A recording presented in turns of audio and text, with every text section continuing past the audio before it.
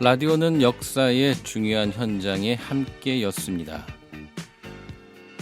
지난 8월 15일은 79주년 광복절이었죠. 한반도에 광복이라는 소식을 최초로 알린 통신수단은 라디오였습니다. 1945년 8월 15일 정오를 알리는 종소리가 라디오에서 울렸습니다. NHK 아나운서가 지금부터 중대한 발표가 있겠다고 말한 뒤 일왕 히로히토의 무조건 항복 낭독 방송이 이어졌습니다. 이 방송은 한반도와 일본, 중국, 대만 등지에 전파됐죠. 내용은 일본의 패전 선언문이었고 조선의 독립을 의미하는 것이었습니다. 최초의 광복 소식은 그렇게 라디오를 통해 한반도에 전해졌습니다. 전주 공동체 라디오도 여러분의 일상뿐만 아니라 역사의 현장에 함께 했으면 하네요. 우리의 목소리로 일상과 역사를 기록하고 전하는 935 라디오 전주온, 오늘도 역사의 한 페이지가 됩니다. 음악 한 곡 듣고 시작하겠습니다. 데이식스 한 페이지가 될 수 있게. 네, FM 93.5MHz 전주 FM 935 라디오 전주온 75번째 방송입니다. 저는 최성원입니다. 광복의 소식을 전했던 라디오 이야기로 시작했죠. 그런데 우리나라 국민들은 8월 15일에는 이 사실을 대부분 모르고 있다가 다음 날인 8월 16일이 되어서야 알 수 있었다고 합니다. 일왕의 종전조서는 단박에 이해하기 어려운 문어체 일본어로 작성돼 있었기 때문이라고 하는데요. 열악한 녹음 음질과 난해한 한문 용어, 히로히토 일왕 투구의 웅얼거리는 듯한 목소리로 인해 일본인조차 그 내용에 어리둥절했다고 하네요. 일왕의 육성 방송 직후 일본인 아나운서가 종전조서를 다시 한번 낭독했고 한국인 아나운서가 한국어로 번역한 원고를 또 낭독했습니다. 그제서야 청취자들은 대강의 내용이나마 파악할 수 있었던 것으로 전해집니다. 그럼에도 방금 전 들은 소식을 광복이란 의미로 받아들인 사람은 없었다고 하네요. 종전조서 그 어느 곳에도 광복은커녕 패전, 항복, 해방, 독립 같은 단어가 없었기 때문입니다. 그래서 1945년 8월 16일 다음 날 되어서야 우리나라 곳곳에서 수많은 사람들이 태극기를 휘날리며 만세를 외쳤다고 합니다. 우리가 진정 광복의 기쁨을 만끽한 날은 8월 16일인 거죠. 79년 전 광복의 만세를 외쳤던 선조들은 2024년에 광복절을 즈음한 논란들을 보면서 어떤 생각이 들까요? 음악 한 곡 들으면서 생각해보는 시간을 가져보도록 하겠습니다. 지금 듣고 계신 방송은 93.5MHz 전주 공동체 라디오의 지역 소식 프로그램 935 라디오 전주온입니다. 935 라디오 전주온은 전주 지역의 행정, 문화, 동네 등 다양한 지역 소식을 전하고 전주의 다양한 인물들을 만나보는 시간입니다. 오늘 935 라디오 2부에서는요. 건강코치 남지숙님과 함께하는 푸드테라피 시간 함께합니다. 전주 공동체 라디오 주파수 93.5MHz고요. 매일 오전 6시부터 저녁 11시까지 방송됩니다. 홈페이지 실시간 듣기 가능하고요. 스마트폰 어플리케이션 공동체 라디오 검색하셔서 앱 다운받으시면 실시간 듣기, 다시 듣기 가능합니다. 많은 애청 부탁드립니다. 전주 공동체 라디오는 열린 방송, 함께하는 방송, 시민들이 직접 제작하고 운영하는 방송입니다. 시민분들의 많은 응원과 후원 부탁드립니다. 후원회원 가입은 전주 공동체 라디오 홈페이지를 통해서 하실 수 있습니다.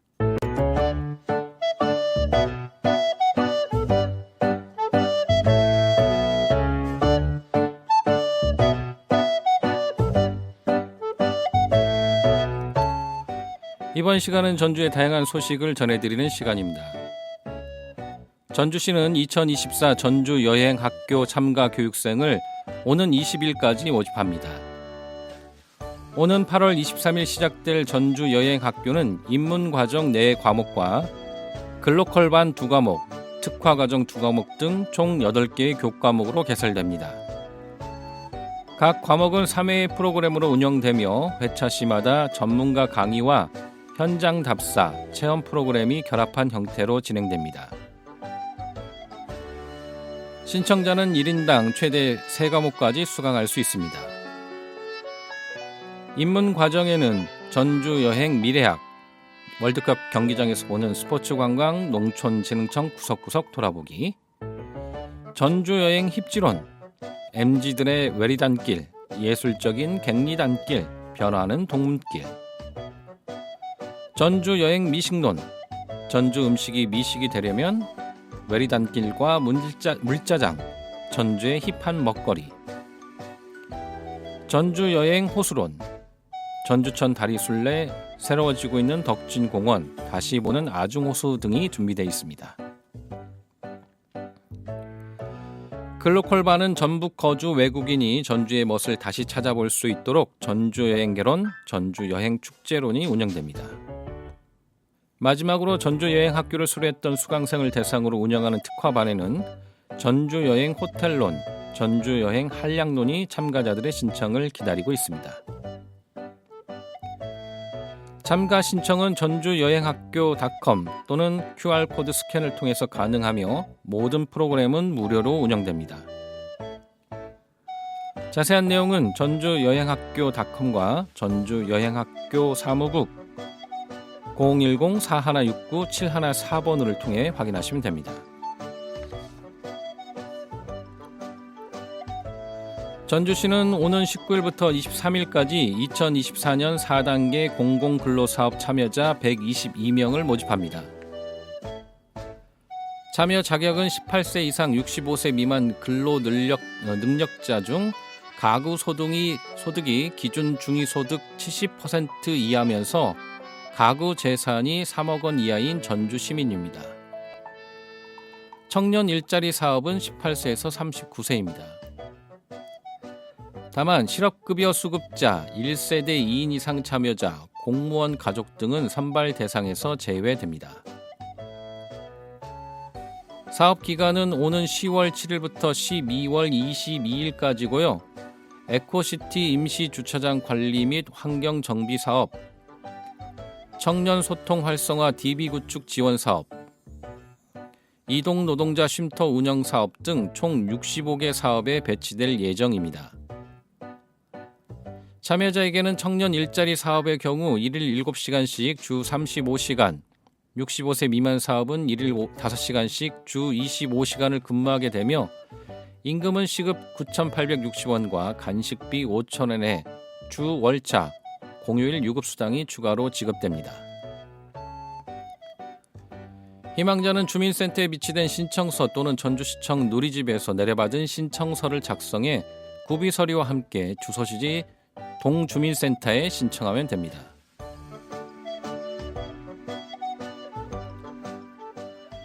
(2024년) 전주시 다문화 가족지원센터에서 직원 채용을 합니다.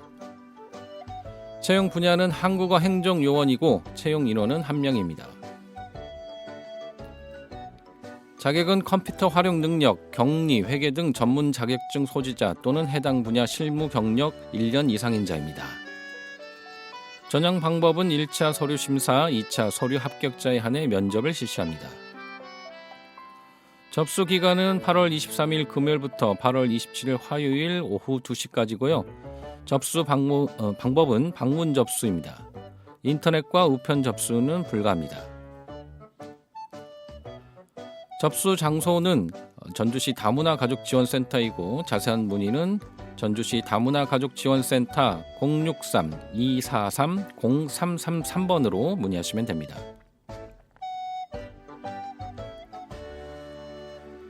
(2024) 일본군 위안부 피해자 기림의 날을 맞아 지난 10일부터 오는 18일까지 일주일간 전북 전주시 완산구 풍남동 하얀 양옥집에서 전시회가 열리고 있습니다. 올해 행사에서는 고 김학순 할머니의 공개 증언 기록과 전북 지역에서 활동했던 위안부 피해 생존자들의 이야기를 알리는 시간이 마련됐습니다. 또 전시에서는 전북 여성 작가 5명, 강현덕, 김감년, 김윤숙, 김민숙, 강효정 작가의 위안부 피해자들을 기리는 마음을 담아 글과 그림으로 그려낸 작품들도 만날 수 있습니다.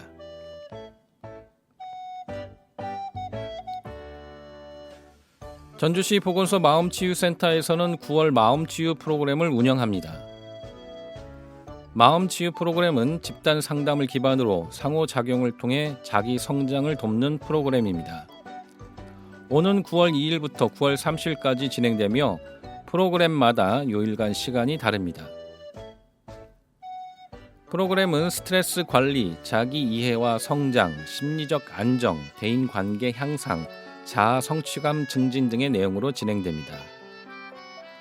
스트레스 관리는 살림치유, 치유 명상, 아로마 치유, 캘리그라피, 요가이고요.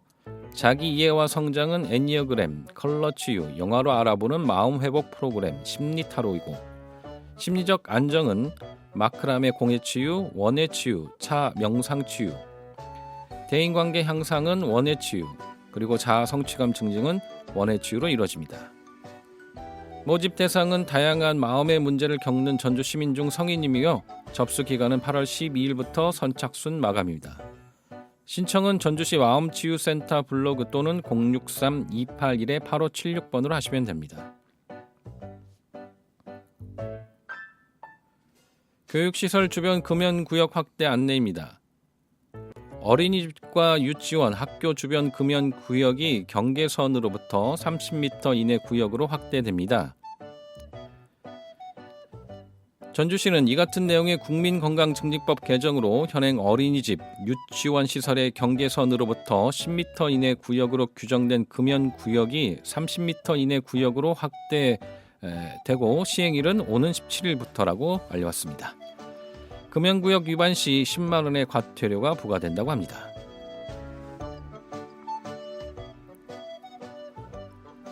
전주시 보건소 비만 탈출 프로그램 사기 모집 안내입니다.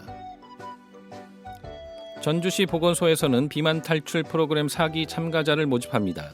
모집 기간은 8월 23일 금요일까지고요. 모집 대상은 만 18세 이상, 만 65세 이하의 체지방률 여성은 28%, 남성은 20% 이상 전주 시민이고요. 30명 모집합니다. 8월 27일부터 9월 26일까지 4주 동안 매주 화요일, 목요일 진행되는 프로그램이고요. 체지방 감량을 위한 영양교육 및 고강도 전신 유산소 운동과 근력 운동을 단체로 진행합니다. 신청 방법은 방문 신청만 가능하며 전주시 보건소 3층 건강증진센터로 오시면 됩니다. 자세한 문의는 전주시 보건소 063-281-6335번에서 6336번으로 하시면 됩니다. 전주시 모두 배움터 시즌2 투강생을 모집합니다. 전주시에서는 시민들의 근거리 학습권 보장을 위해 청소년 기관과 생활문화센터, 공유공간 등과 협력해 다양한 평생학습 프로그램을 진행합니다. 자세한 내용은 전주시 평생학습관 누리집을 참조하시면 되고 문의는 전주시 평생학습관 063-281-5267번으로 하시면 됩니다.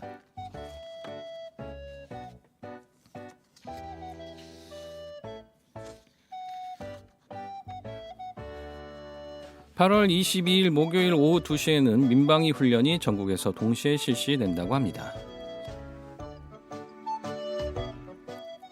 이상 다양한 커피와 맛있는 디저트 카페 브루잉 라운지 93에서 후원하는 오늘의 전주 소식이었습니다. 전주 공동체 라디오에서는요, 우리 지역의 다양한 행사나 모임 활동을 홍보해 드리고 있습니다. 소식을 알리고 싶거나 협찬이나 광고를 하고 싶은 분들은 전주 공동체 라디오 063-252-0935로 전화 주시거나 jcfm935@gmail.com으로 메일 주시기 바랍니다. 음악 한 곡 듣고 2부 푸드테라피 진행하겠습니다. 네, 935 라디오 푸드테라피 시간입니다. 오늘도 935 라디오 건강코치 남지숙님 나와 계십니다. 안녕하세요. 네, 안녕하세요. 네, 또 한 달 만입니다. 잘 지내셨죠? 벌써 한 달이 지났어요? 네네네. 네, 오늘은 장 건강에 대해서 또 얘기를 나눠보도록 하겠습니다. 장이 건강해야 한다고 하는데 장이 건강하다는 것을 어떻게 확인할 수 있을까요? 우리가 일반적으로 사람들과 이야기할 때 잘 지내니? 방금 얘기하잖아요. 그래, 잘 지내, 잘 먹고, 잘 싸고, 잘 자라고 얘기를 하잖아요. 네네. 근데 사실은 이게 그냥 있는 얘기가 아니고 과학적으로 증명이 된 이야기예요. 네네. 잘 먹고, 잘 자고, 잘 산다라는 것이 이게 장과 관련이 있다는 얘기죠. 네네. 그러면 장이 건강해야지 먹는 것에 문제가 없고 자는 것에 문제가 없고 싸는 것에 문제가 없다라는 그렇죠. 세 네. 가지가 연결이 되는 것이죠. 네. 그래서 우리가 이제 미국 속담 이제 인도에서의 제가 봤을 때 인도에서 나온 이야기 같은데 어디의 기원인지는 모르겠어요. 그 많은 사람들이 이 단어를 사용하는데 We are what we eat. 그래서 우리는 우리가 먹는 것이다는 얘기죠. 사실은 내 몸을 구성하는 것은 내 입으로 들어오는 뭔가가 있어야만이 에너지를 내고 내가 활동할 수 있고 이 몸이 구성이 되는 거잖아요. 그렇죠. 그래서 무엇을 먹느냐에 따라서 오늘의 내 모습 그리고 내일의 내 모습이 결정된다는 것이죠.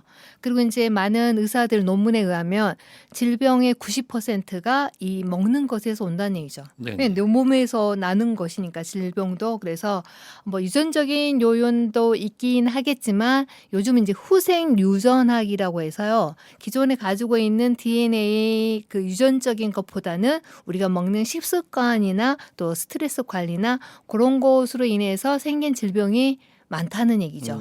네. 그래서 이제 우리가 먹는 음식은 사실은 DNA 구조를 만들고 이 근육과 살이나 모든 우리 몸을 만드는 것이잖아요. 네네. 그래서 그렇고 우리가 좀 먹는 게 이제 장과 그러면 어떤 관계라고 얘기를 할 때 먹는 것이 대부분 고분자 화합물이에요. 그 우리가 먹는 음식이 바로 사실은 혈액으로 안 가잖아요. 그렇죠. 그죠? 거쳐서. 네, 혈액으로 가지 않고 이제 그 중간에 이 몸에 있는 장내에 있는 미생물들이 이게 저분자 화합물로 바꿔줘야만이 혈액으로 들어가서 심장을 타고 심장에서 품어져서 전 몸에 이렇게 이제 가게 되는 것이죠. 이제 특히 보면 이제 채소에는 우리가 어떤 분들은 채소를 많이 먹으면 이제 건강에 좋다고 해서 많이 드시잖아요. 네. 그러면 배가 이렇게 부글부글 끓거나 음. 좀 불편한 경우가 있을 거예요. 물론 소화는 다른 어떤 그 단백질이나 지방에 비해서 소화는 빨리 되는데 이게 중요한 게 소화가 되는 것이 정말 이렇게 분해해서 아래로 가는 것인지 네. 아니면 흡수되는 것인지 또 다른 거거든요. 네네. 근데 이제 이 채소에는 그 세포벽에 셀룰로즈라는 게 있어요. 네네. 그래서 이것은 이 장에 그 미생물이 있지 않으면 분해가 안 되고 바로 이제 변으로 나간다는 것이죠. 그래서 우리가 다시 얘기를 하자면 당근을 먹잖아요. 네네. 근데 당근을 먹는데 이 몸에 중요한 유익균, 좋은 어떤 장내 미생물이 있지 않으면 바로 변으로 나온다라고 해서 우리가 이제 그렇게 먹는 것이 얼마만큼 먹는 것과 장과의 관계를 얘기를 하는 것이죠. 네네. 근데 요즘은 혹시 이제 대부분 우리 병원에 어디가 아프면은 허리가 아프면 정형외과를 간다든지 어디 눈이 아프면 뭐 안과를 간다든지 각각 이 병원이 세분화가 돼 있잖아요. 네네네. 그래서 예를 들어서 정형외과 가면은 다른 문제가 있으면 그것을 모르는 거예요. 그렇죠, 또 모르죠. 병원으로 가요. 네. 근데 우리 몸은 사실은 하나인데 네. 하나에 우리가 먹어서 하나의 총 집합체인데 모르는 거예요. 그래서 요즘에 이제 그 과학계에서 많이 뜨고 있는 게 뭐냐면 그 마이크로바이옴이라는 것이에요. 마이크로바이옴. 네네. 네네. 네. 그래서 마이크로바이옴이 뭘까요? 잘 모르겠습니다.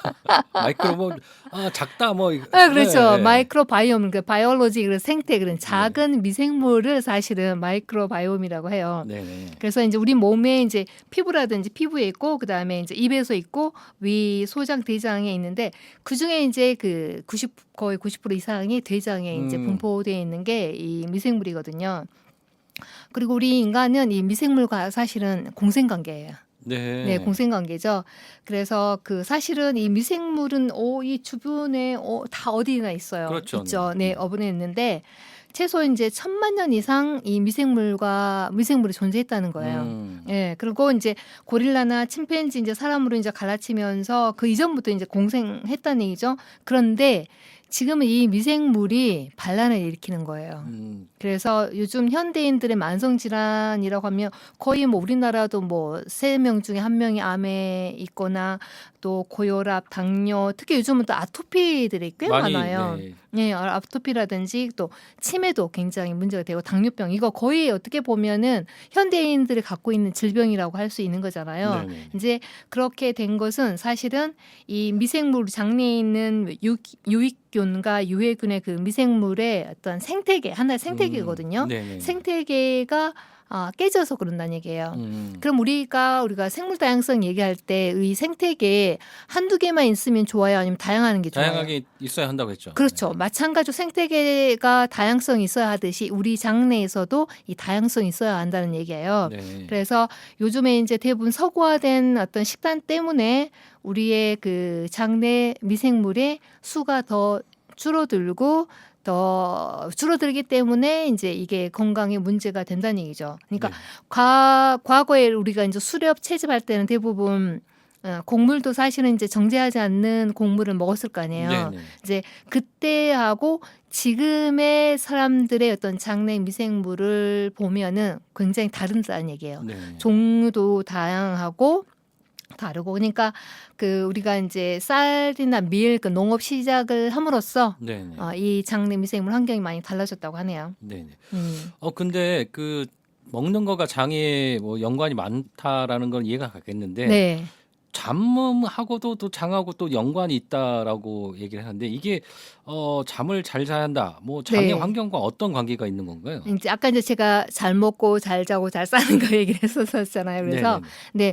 잘 잔다는 것은 사실은 그 장내 미생물의 그 미생물들이 이게 수면의 질을 좋게 해준다는 얘기예요. 그러니까 장내 미생물이 좋으면 유익한 균이 많아서 건강하면 우리가 수면의 질을 향상시킨다는 얘기거든요. 네. 자, 우리가 수면 조절을 하는 호르몬이 뭐가 있을까요? 글쎄요. 우리가 이제 멜라토닌. 네네. 멜라토닌 그래서 대부분 보면 10시에서 뭐 새벽 2시까지 멜라토닌 분비가 된다라고 하잖아요. 그래서 뭐 그 멜라토닌 분비가 이제 아침에 되면 세로토닌 아침에는 이제 그 스트레스 호르몬이 뭐죠? 갑자기 생각이 이름이 안 나는데 스트레스 호르몬이 나오고 그게 이제 낮에 있다가 햇볕을 받고 저녁이면 이제 멜라토닌으로 바뀌거든요. 네네. 그런데 이 그 수면 조절에 그 중요한 역할을 하는 그 호르몬이 멜라토닌을 생성하는데 이 장에 그 역할을 한다는 얘기예요. 네. 네. 그래서 건강한 사람이 잘 잔다라는 말이 맞는 거군요. 네. 그래서 방금 생각이 났어요. 코티졸. 네네네. 이제 우리가 수면이 부족하면 이제 스트레스 호르몬이 이제 코티졸 분비가 증가해서 또 그 장내 미생물의 다양성을 이제 감소시키는데 서로 다 연관이 있다는 것이죠. 네네. 네네. 네, 그렇군요. 네. 그러면 또 뭐 장이 건강하다라는 것들은 우리가 이제 뭐 방송에서 또 이런 얘기를 하면 좀 그렇긴 하지만 변이 또 이렇게 모양이나 색깔 뭐 이런 네. 얘기 많이 하잖아요. 네. 네네. 변의 색깔 뭐 크기 어떤 것가 건강한 장이라고 이렇게 볼 수 있을까요? 네, 그 장내 미생물의 환경에 따라서 우리가 보는 변의 색깔이라든지 모양이라든지 크기가 달라질 수 있어요. 혹시 아침에 이제 혹시 변을 보시나요? 네, 네, 잘 봅니다. 그러면 혹시 확인하시나요? 잘 확인하지 않습니다. 사실은 확인을 하실 필요가 있어요. 네네. 저는 이제 이 마이크로바이옴에 대해서 공부를 하고 이제 제가 식단을 조금 바뀌면서 그 조금 뭐 듣는 청취자 여러분께서 불편할 수 있지 모르겠지만 사실은 꼭 확인을 해요.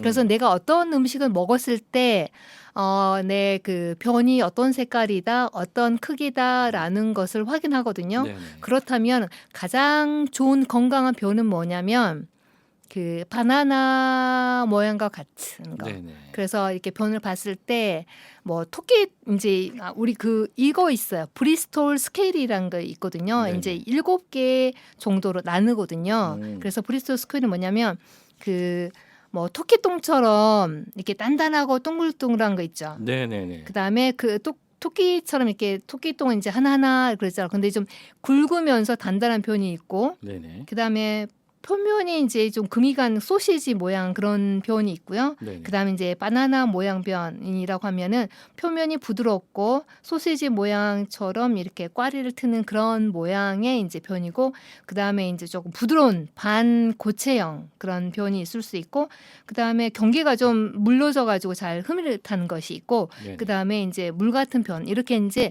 스케일을 나누는데 가장 좋은 거 아까 말씀드렸다시피 바나나 모양처럼 이렇게 봤을 때 뚝 끊어지는 거. 네네. 색깔이 검지 않고 일종의 이제 황색인가 황금색 황금빛. 변. 네. 네네네. 그래서 보면은 음식을 내가 무엇을 먹느냐에 따라서 사실 많이 달라지더라고요. 그렇죠. 그래서 내가 이런 음식을 먹으니까 변의 색깔이라든지 냄새도 안 나고 좋다 그러면 내 장이 좋다는 얘기예요. 네네. 그래서 이런 음식이 좋아하는구나. 그래서 사실은 그렇게 저는 네네.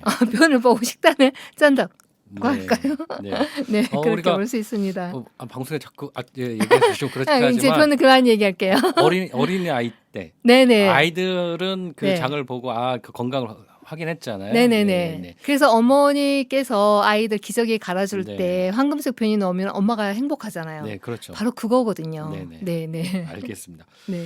이 장 안에 있는 미생물 아까 미생물 말씀하셨는데 네. 이 장 안에 있는 미생물이 하는 역할은 어떤 것들이 있나요? 네, 이제 우리가 작업 먹고 이제 사는 거 모든 것에 연결되어 있는 이 장 안에 있는 미생물들이 무슨 역할을 하냐. 우리 몸에 있는 세포는 얼마 정도 돼 있죠? 제가 안 세봐서 잘 모르겠는데. 그죠? 그렇게 세볼 수는 없죠. 한 30조 정도 된다고 해요. 맞네요. 이제 과거에 이게 100조였다라고 얘기를 하는데 책에 보면 이제 100조인 경우가 있고 그러거든요. 근데 네네. 이제 이게 나중에 좀 개정이 됐어요. 그냥 네. 막연하게 이제 100조일 거라고 생각을 하고 있는데 지금 이제 과학적으로 많은 것들이 밝혀져서 한 30조 정도 된다고 해요. 세포가. 네네. 그런데 장내 미생물에 있는 미생물의 수는 38조인 거예요. 물론 이제 크기가 다르죠. 그렇겠죠. 숫자는 많지만 장내 그리고 대부분 이 장내에 보면은 한 200g 정도 돼요. 그 미생물만. 네네네. 네, 그래서 그렇게 구성되어 있는데 우리가 이제 그 유익균 그다음에 유해균 있고 그다음에 중간균이라고 하는 게 있어요. 네네. 그래서 이제 그러면 이 비율이 어느 정도 돼야 된다고 하거든요. 그래서 유익균이 7, 그다음에 유해균이 3 정도, 그다음에 중간균. 이 중간균은 뭐냐면 내가 어떤 음식을 먹었느냐 네. 또는 어떤 그 환경에 있느냐, 스트레스도 이게 영향이 있잖아요. 어떤 스트레스 환경에 있느냐에 따라서 이 중간균이 유익균으로 가기도 하고 유해균으로 가기도 한다는 얘기예요. 그래서 내 관리가 돼야 된다는 것이고, 그래서 이제 먼저 그 장에 있는 미생물이 하는 역할은 음식을 분해하고 소화하는 데 도움을 주죠. 특히 이제 섬유질을 분해하는 역할을 하는데요. 그게 이제 가장 큰 것이라고 할 수 있고, 두 번째는 이제 여러분 그 면역력은 어디서 온다고 생각하세요? 우리가 굉장히 면역력 얘기 많이 하거든요. 그렇죠. 네. 어디서 올까요? 글쎄요. 피곤하면 면역력이 떨어진다고. 네. 네, 어디서 올까요? 뭐 장에서 오는 게 오늘의 이야기 주제로 맞아요, 맞아요. 예, 그래서 그 면역 세포의 80%가 이 장 안에 있다는 얘기예요. 네네. 굉장히 중요한 거예요. 네네. 사실은 우리가 먹는 거 그냥 배만 채우면 된다고 생각을 해서 우리가 음식을 그렇게 대하는데 우리가 이런 것들을 알게 되면 내가 먹는 음식을 바라보는 시각이 아마 달라질 것 같아요. 그래서 네네. 그 이제 장은 우리가 이제 이렇게 음식이 들어오면 소화를 하는 기관인 동시에 그 외부 물질에 대해서 최초로 방어를 하는 시스템이라는 얘기죠. 그래서 이제 우리 몸에 들어오는 유해균이라든지 어떤 바이러스 그런 것들을 지켜주는 면역력을 키워주는 그런 역할을 하고 있고요. 여기서 이제 많은 분들 혹시 장누수 증후군이라고 혹시 들어보셨나요? 아니 뭐 장누수는 얘기를 들어봤는데 그 증후군 얘기는 그러니까 잘 같은 얘기 모르겠습니다. 장누수가 뭘까요? 뭐 장이 그냥 흡수되지 않고 그냥 쭉 빠져나가는 거. 장이 이제 누수되었다는 얘기인데 사실은 이제 우리 몸에 그 잘못된 식생활로 인해서 유익균이 많이 아까 있으면 좋다고 했잖아요. 네네. 그러면은 이 유익균이 줄어들게 되면 이 장 점막에 있는 그러니까 특히 소장이 이렇게 윤기처럼 이렇게 돼 네네네. 있거든요. 그런데 이게 연결이 느슨해져서 이 나쁜 물질들 우리 몸에 우리가 먹는 게 다 좋은 것만 있는 거 아니잖아요. 그렇죠. 예, 그럼 나쁜 물질이 들어가면 어디로 들어가 있어요?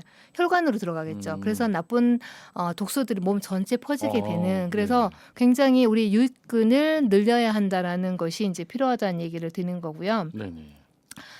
네, 그렇습니다. 그렇군요. 그래서 그러면 네. 이 장내 미생물이 음식을 분해하고 네. 또 면역 기능을 담당하고 있는 거네요. 네. 그럼 이 미생물이 그런 기능 말고 또 다른 역할이 있나요? 네, 방금 이제 2개 말씀을 드리고 또 다른 역할은 이제 가장 주요된 역할 중에 하나가 장의 건강이 뇌 건강과도 연결되어 있다. 혹시 그런 얘기 들어보셨어요? 장의 건강이 뇌하고 네. 연결있다. 장뇌축이라고 들어보셨어요? 저는 그렇게 들어본 것 같긴 합니다. 네네, 그렇죠. 네. 그래서 사실은 장을 제2의 뇌라고 하는데요. 우리가 이제 저는 과거에 이제 보니까 어떤 학생들이 보면 시험 기간이 다가오면 대장균 불안해요. 네. 네, 불안해하고 화장실에 가 있고. 네네네. 네, 그리고 있습니다. 떨리고 네. 그런 경우가 있잖아요. 근데 이제 과거에는 이제 의사들이 이것을 이 마이크로바이옴이 이렇게 많은 어떤 과학적인 데이터가 나오기 전에는 이제 의사들이 이런 것들을 과민성 대장 증후군이라든지 또는 스트레스를 받아서 그래라고 정확한 원인을 잘 몰랐어요. 그렇게 얘기했죠. 네네. 그런데 이제 최근에 이제 연구 발표에 의하면 장과 뇌가 서로 연결되어 있다는 거예요. 우리나라에도 그런 속담이 있어요. 사돈이 논사하면 배가 아프다. 네네. 그 연결이 네. 돼 있다는 얘기예요. 사돈 그렇죠. 논사하면 스트레스 받죠? 네네. 그러면 이 배가 아프다는 얘기예요. 맞아요. 스트레스를 받으면 네네. 먹는 게 조금 잘 소화가 안 되죠. 네네. 네, 그렇죠. 그래서 이제 그걸 이제 얘기할 수 있는 또 하나 보면은 아까 이제 행복 호르몬이 뭐죠? 세로토닌이라는 네네네. 행복 호르몬이 있는데 이게 어디서 분비가 될까요? 그건 뇌에서 나오겠죠. 네, 대부분 사람들이 예전에는 그랬었어요. 네네. 그래서 행복 호르몬 세로토닌이 잘 분비가 되지 않으면 사람들 우울증이라든지 여러 가지 이제 정신 관련된 질병이 있잖아요. 그러면 그럴 때 이제 뭐 심리학이나 신경과에서는 약을 주로 이제 두뇌에 맞춰서 머리에 맞춰서 약을 복용해줬다는 얘기, 아니 약을 처방을 해줬다는 네네. 얘기예요. 그렇다면 실질적으로 이 대부분 이게 유해에서 거의 세로토닌이 90% 나오거든요. 네. 그러면은 10%인 것만 약효를 발휘할 수 있는 약이 처방되었다는 얘기예요. 그렇군요. 그런데 이 세로토닌 행복 호르몬 세로토닌이 어디서 분비되냐면 이 장에서 나온다는 얘기예요. 그래서 이제 자폐라든지 ADHD라든지 치매라든지 이러한 질병도 이제 연구 결과 많은 논문들이 있거든요. 네네. 장내 미생물 환경을 개선하면은 거의 50% 정도는 이게 제가 얘기하는 게 아니고 논문 발표에 의하면 네네. 50% 정도는 개선이 된다라는 어떤 그런 연구 결과가 있어요. 네. 그래서 뇌하고도 관련이 있다는 얘기죠. 네. 장과 뇌가 연결되어 있다는 거 우리가 느끼는 감정이 장과 연결되어 있다니까 무엇을 먹느냐가 굉장히 중요하다는 것을 알 수 있겠습니다.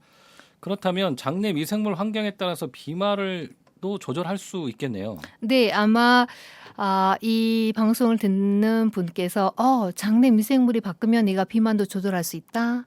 네, 네네. 맞아요.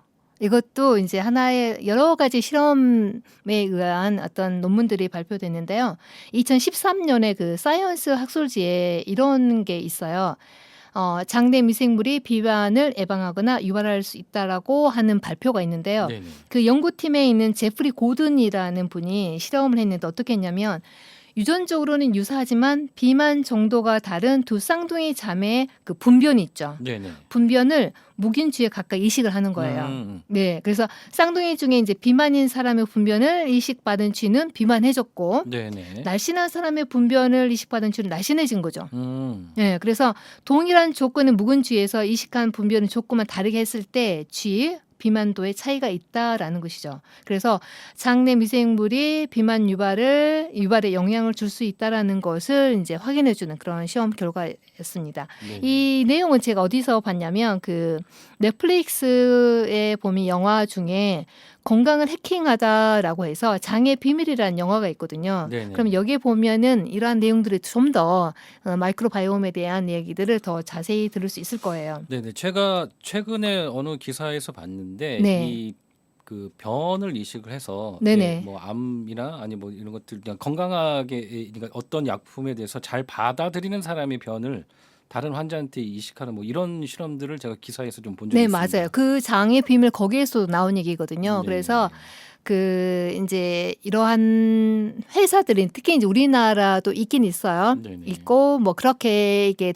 두각을 나타내거나 그러진 않는데 이제 미국에 보면은 이 장의 분변을 사는 거예요. 건강한 네. 네. 그래서 이제 이렇게 접수를 받나 봐요. 그러면 엄청나게 많은 사람들이 보내와요. 그럼 다 본인의 장이 건강하다고 생각하고 그러는데 거기서도 이제 골라서 걸러서 여기 다큐에서도 그런 얘기가 나오거든요.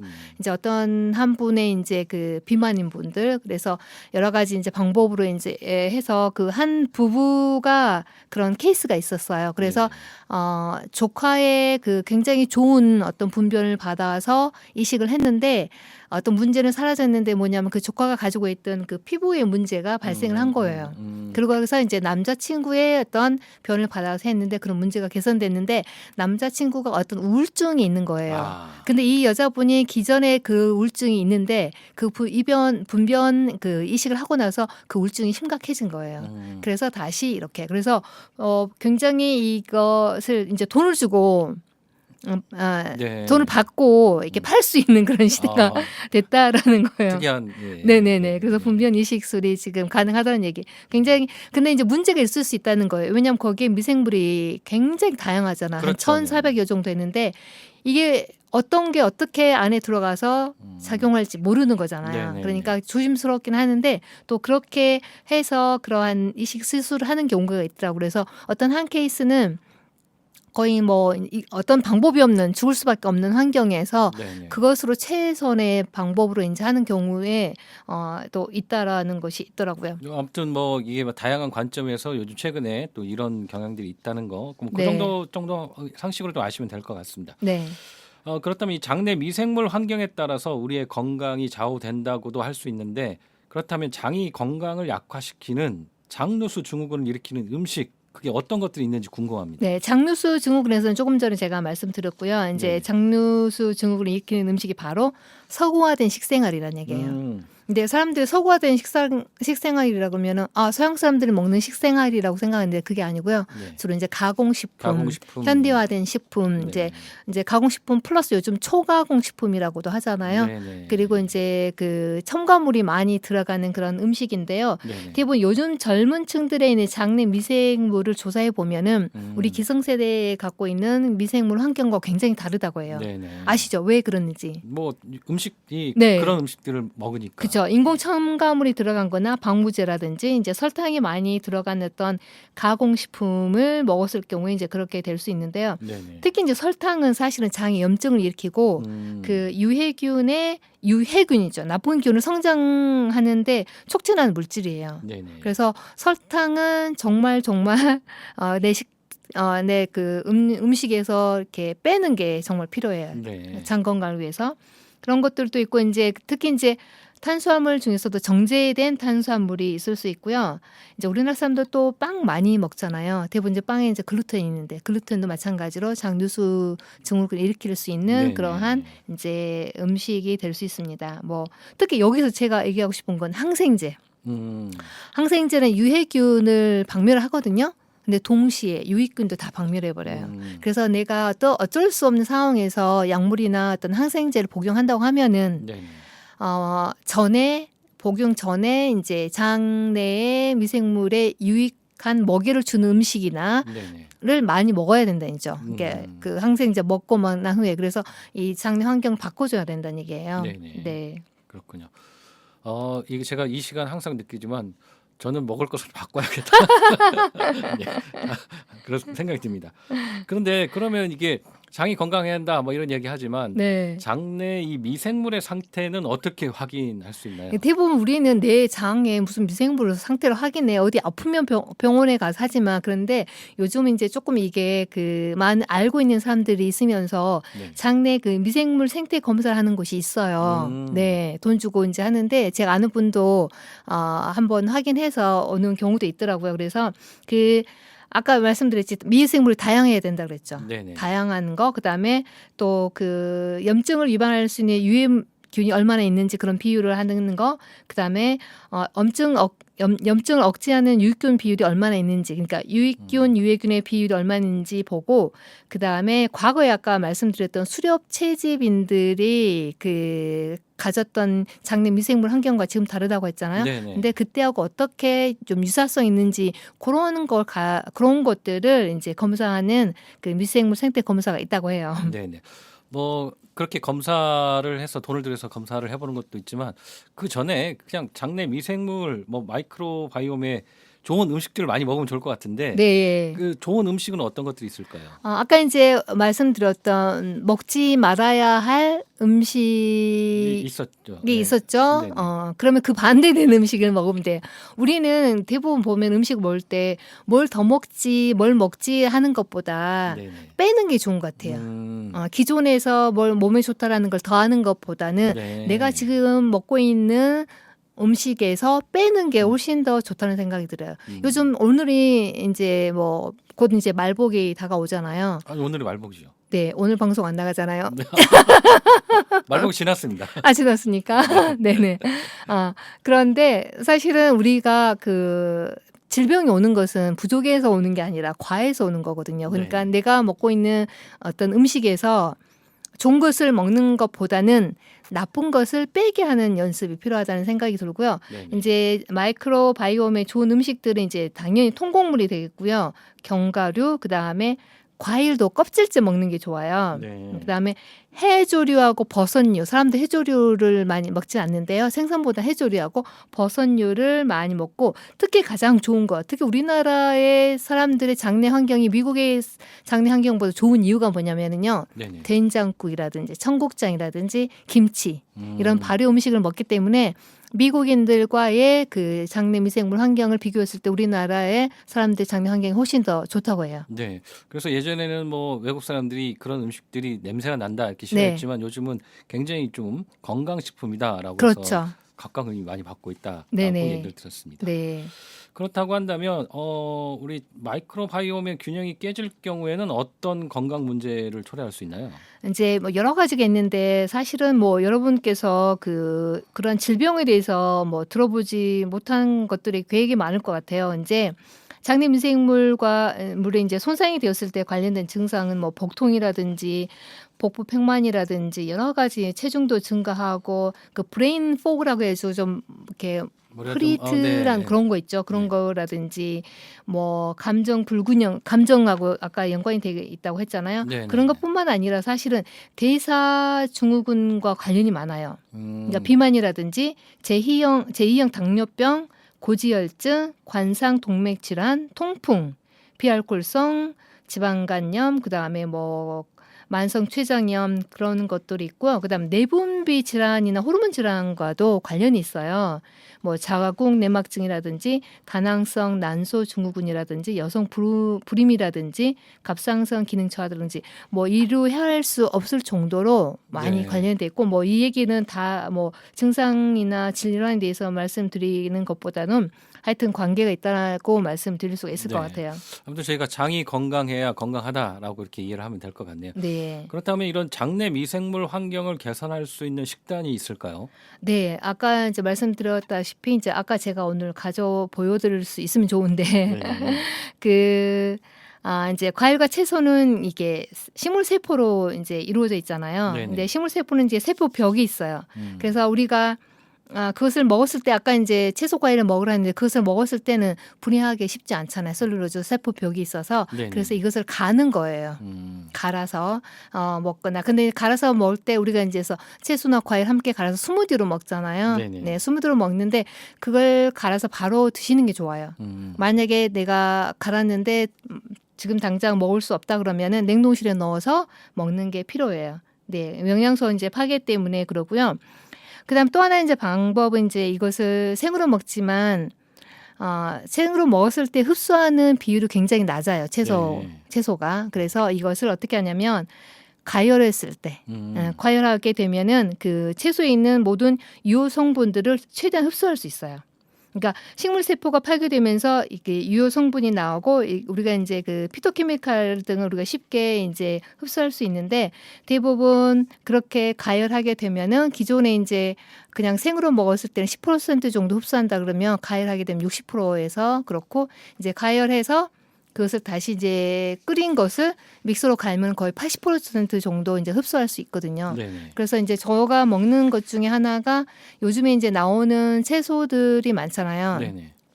대부분 일반인들은 이제 채소를 먹을 때 잎만 먹거든요. 근데 뿌리에서부터 줄기, 잎, 그 다음에 뭐 씨앗류까지 네. 꽃이라든지 먹을 수 있는 있으면 다 먹는 게 좋거든요. 그래서 지금 많이 나오는 게 호박, 가지, 이제 당근 제철은 아니지만 당근이라든지 네네. 감자, 뭐 고구마도 이제 좀 미리 나오는 것들도 네네. 있더라고요. 그리고 양배추, 그다음에 비트, 요것을 그냥 냄비에다 넣고 물 넣고 끓여요.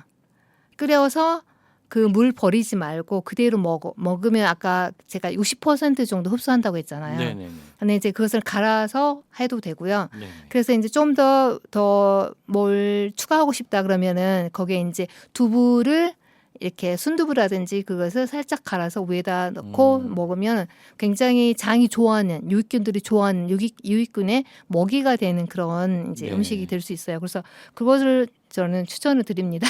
네네. 알겠습니다. 장이 건강해야 우리가 건강해질 것 같습니다. 건강한 장을 위해서 네. 노력을 해야 할 것 같습니다. 오늘도 이렇게 우리의 건강을 위해서 유익한 내용 또 말씀해 주셔서 감사합니다. 네, 감사합니다. 네, 한 달 후에 또 뵙겠습니다. 네, 고맙습니다.